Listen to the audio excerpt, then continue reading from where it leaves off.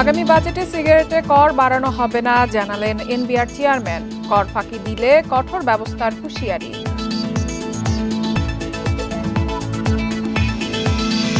LDC উত্তরণের challenge মোকাবেলায় ব্যবসায়ীদের দক্ষতা বাড়ানোর পরামর্শ। পণ্যে বৈচিত্র্য আনার আহ্বান বাণিজ্য উপদেষ্টা।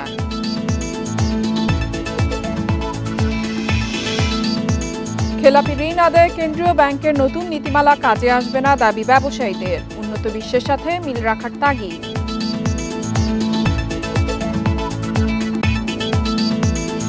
এই ঈদে জামা জুতো অ্যাক্সেসরিজের ডিসকাউন্ট। সবাইকে আমন্ত্রণ অর্থনীতি সারাদিনে আপনাদের সাথে আছি ফাতারা। শুনছিলেন শিরোনাম, এবারে জানাবো বিস্তারিত। আসছে বাজেটে মোবাইল অপারেটরদের কর্পোরেট কর এবং সিগারেটে কর বাড়বে না বলে জানিয়েছে জাতীয় রাজস্ব বোর্ড এনবিআর। দুপুরে রাজধানীর রাজস্ব ভবনে প্রাক বাজেট আলোচনায় একথা জানান সংস্থাটির চেয়ারম্যান। আলোচনায় কর কমানোর দাবি জানান সিমেন্ট সহ বেশ কিছু খাত। বিড়ি, সিগারেট, মোবাইল অপারেটর, ওষুধ অ্যাসোসিয়েশন সহ নানা খাতের প্রতিনিধিদের সাথে প্রাক বাজেট আলোচনায় বসে জাতীয় রাজস্ব বোর্ড এনবিআর। মোবাইল অপারেটরদের দাবি কর্পোরেট কর ৪৫% থেকে কমিয়ে ২৭.৫% করার। একই সাথে মোবাইল সিমের উপর থাকা ৩০০ টাকা কর প্রত্যাহারের দাবিও ছিল তাদের। এছাড়া বিড়ি সিগারেটের কর ধীরে বাড়ানোর প্রস্তাব করেন বিড়ি সিগারেট শিল্প সমিতির প্রতিনিধিরা। এদিকে কাস্টমস কর্মকর্তাদের হয়রানির অভিযোগ করেন ওষুধ শিল্প মালিকরা। ইনফ্লেশন এবং ওভারঅল ইকোনমির কথা চিন্তা করে গ্র্যাজুয়ালি আস্তে আস্তে বাড়াতে হবে স্যার, এটা হঠাৎ করে অ্যাডক করা যাবে না। দেশের সার্বিক উন্নতিতে যেন পুরো জনগোষ্ঠী সামগ্রিকভাবে উপকৃত হয়, সেই জিনিসটার দিকে তাকানোর জন্য আমি আপনাকে বিনীতভাবে অনুরোধ করবো স্যার, মিনিমাম হলেও কিছু যদি এখানে আমাদেরকে একটু কমিয়ে দেওয়া যায় এই কর্পোরেট ট্যাক্সটা। কাস্টমসের এক্সটার্নাল কর্মকর্তাদের যে অ্যাট্রোসিটি, এটা দিন দিন বেড়ে চলেছে। এর মধ্যে একটা হচ্ছে ধরুন আইজিএম এর ভুল ত্রুটি।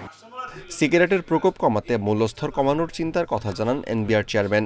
বিড়ি শিল্পে কর ফাঁকি বন্ধে আরো কঠোর হওয়ার কথাও জানান তিনি।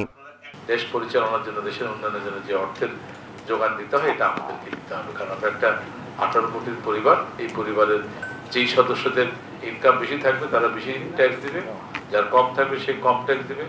ক্রেতারা পণ্য কেনাকাটার সময় রিসিট সংগ্রহ না করলে সেই পণ্যের ভ্যাট সরকারের কোষাগারে আসে না বলে জানান এনবিআর চেয়ারম্যান। তাই তো গ্রাহকদের ভ্যাট রিসিট সংগ্রহ করার আহ্বান জানান তিনি। Amirul Islam, independent news, Dhaka.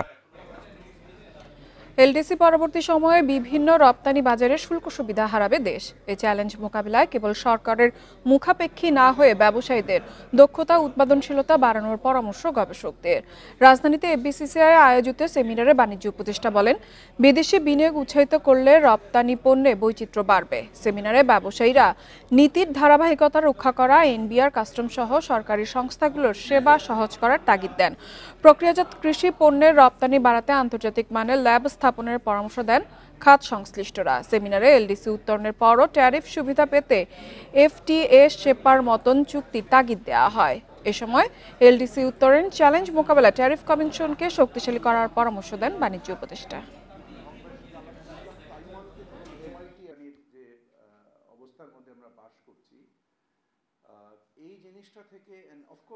কোন দেশ আমাদেরকে ডিউটি ফ্রি দিল, আমরা কোন জায়গায় ওয়েভার পেলাম, সরকারের কাছ থেকে সাবসিডি পেলাম কি পেলাম না, এই কম্পিটিটিভ আইডিয়া থেকে আমাদের কমপ্লিটলি বেরোতে হবে।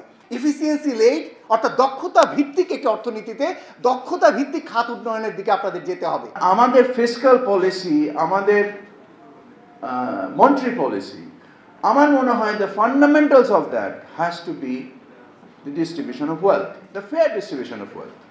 এই জিনিসটাকে যদি আমরা চিন্তায় আমলে না নিয়ে আমরা আগাই as a society, as a সমাজ, আমরা বরংবার বৈষম্যের শিকার হব এবং বরংবার এই ধরনের আন্দোলন হবে। খেলাপি ঋণ আদায়ে বাংলাদেশ ব্যাংকের এক্সিট পলিসি তেমন কাজে আসবে না বলে মনে করেন ব্যবসায়ী নেতারা। এর পুরোপুরি সুবিধা পেতে এককালীন শোধের পরিমাণ কমানোর পাশাপাশি আন্তর্জাতিক মানের এক্সিট পলিসি চান তারা। তবে বিশ্লেষকরা বলছেন, প্রকৃত ক্ষতিগ্রস্তের আড়ালে এই সুবিধার কেউ যাতে অপব্যবহার করতে না পারে সে ব্যাপারে নিয়ন্ত্রণ সংস্থাকে কঠোর হতে হবে।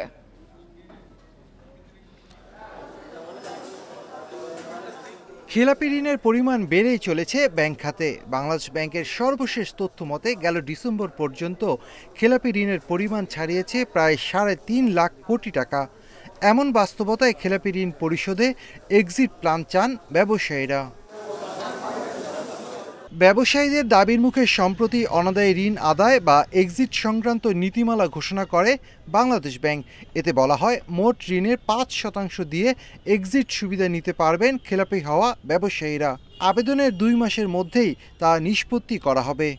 আগের এক্সিট প্ল্যানগুলো ছিল ওয়ান টাইম এক্সিট প্ল্যান, পারপাসিভলি করা হয়েছে, আর এটা হচ্ছে ফর এভার, অর্থাৎ এই একটা এক্সিট প্ল্যান করা হয়েছে, এটা যে কোনো সময় যে কেউ এটা সুবিধা নিতে পারে। তো এক্সিট প্ল্যানের এটা রাখা হয়েছে এই জন্য যে অনেকগুলো কোম্পানি এমন অবস্থায় গেছেন যে তারা আসলে নতুনভাবে রিভাইভ করে এই কোম্পানিটা তা আবার তার কার্যধারায় ফিরতে সক্ষম না। তবে বাংলাদেশ ব্যাংকের এক্সিট নীতিমালায় সন্তুষ্ট নয় ব্যবসায়ীরা। উন্নত দেশগুলোর সাথে মিল রেখে অর্থের পরিমাণ ও মেয়াদ নির্ধারণের দাবি তাদের। বিগ ইন্ডাস্ট্রি যদি হয় সেখানে আপনারা 2% ডাউন পেমেন্টের করেন এবং 12 বৎসরে এটা রিপেমেন্টের ব্যবস্থা করেন এবং 1 বছর মোরাটোরিয়াম পিরিয়ড দেন। বিশ্লেষকরা বলছেন, এমন নীতিমালার ব্যবহার করে কেউ যাতে অনৈতিক সুবিধা নিতে না পারে সে ব্যাপারে সতর্ক থাকতে হবে নিয়ন্ত্রণ সংস্থাকে। কিছু এক্সিট পলিসি দরকার, এটা ব্যবসা ক্ষেত্রে হোক, ঋণের ক্ষেত্রে হোক, কিন্তু একই সাথে এইটার অপব্যবহার করে কেউ টাকা পাচার করে নিয়ে গেল, চুরি করে নিয়ে গেল এবং সেখান থেকে দায় মুক্তি নিয়ে গেল, সেই বিষয়টা যেন না হয়। বড় শিল্প প্রতিষ্ঠানের ক্ষেত্রে এক্সিট পলিসির সময়সীমা 3 বছরের পরিবর্তে সর্বোচ্চ 10 থেকে 12 বছর পর্যন্ত করার দাবি শিল্প উদ্যোক্তাদের। Shafil Alam Sujan, independent news, Dhaka. ঈদের দিন ছাড়া প্রতিদিন খোলা থাকবে দেশের সব কাস্টমস হাউস ও শুল্ক স্টেশন। এর ফলে ঈদের ছুটির সময় আমদানি রপ্তানি কার্যক্রম স্বাভাবিক থাকবে। জাতীয় রাজস্ব বোর্ড এনবিআর এর এক নির্দেশনায় বলা হয়েছে, আগামী 28 মার্চ থেকে 5ই এপ্রিল পর্যন্ত কাস্টমস হাউস স্টেশনে আমদানি রপ্তানি কার্যক্রম সীমিত আকারে চলমান থাকবে, শুধুমাত্র ঈদের দিন বন্ধ থাকবে। চিঠিতে বলা হয়, দেশের আমদানি রপ্তানি কার্যক্রমে গতি আনতে ঈদের ছুটিতে অফিসগুলো খোলা রাখা হবে। এর আগে পোশাক রপ্তানিকারকদের সংগঠন বিজিএমইএ ঈদের ছুটিতে কাস্টমস হাউস ও শুল্ক স্টেশন খোলার অনুরোধ করে এনবিআরকে চিঠি পাঠায়। বিজিএম এর অনুরোধের প্রেক্ষিতে এনবিআর এই সিদ্ধান্ত নেয়।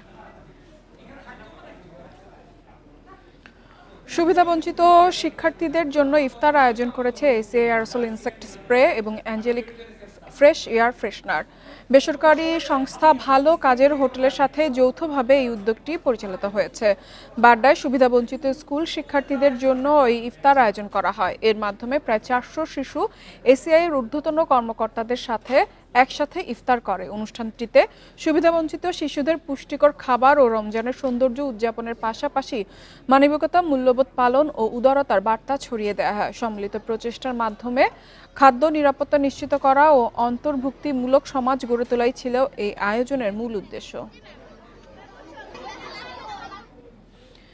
রাজধানীর খামারবাড়ির কৃষি সম্প্রসারণ অধিদপ্তরের সব ধরনের দুর্নীতি বন্ধের দাবি জানিয়েছে কৃষিবিদ সহ নানা শ্রেণী পেশার মানুষ। মঙ্গলবার দুপুরে খামারবাড়ির সামনে মানববন্ধনে এ দাবি জানানো হয়। মানববন্ধনে অংশ নেওয়া কৃষিবিদরা অভিযোগ করেন, 5 আগস্টের পর খামারবাড়ির বিভিন্ন ঘটনায় নেতৃত্বে রয়েছে অধিদপ্তরের কর্মকর্তা মোহাম্মদ মাহবুবুর রশিদ ও রেজাউল ইসলাম মুকুলের অনুসারীরা। রাজনৈতিক পরিচয় ব্যবহার করে এই 2 কর্মকর্তা ও তাদের অনুসারীরা অনেক অনিয়ম করছে, বদলি পদায়ন নিয়ে বাণিজ্য করছে। কৃষি খাতকে টিকিয়ে রাখতে অধিদপ্তরের দুর্নীতিবাজ কর্মকর্তাদের দ্রুত অপসারণ করার আহ্বান জানান তারা।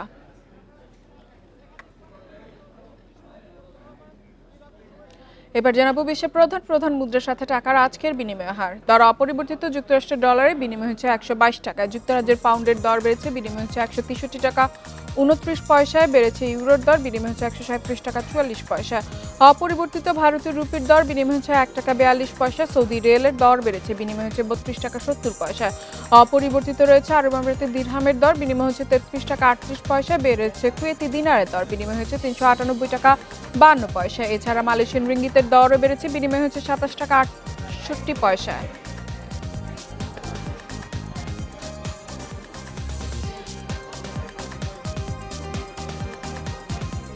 আর এই ছিল অর্থনীতি সারাদিনের আজকের আয়োজনে। আমন্ত্রণ আমাদের পরবর্তী সংবাদে।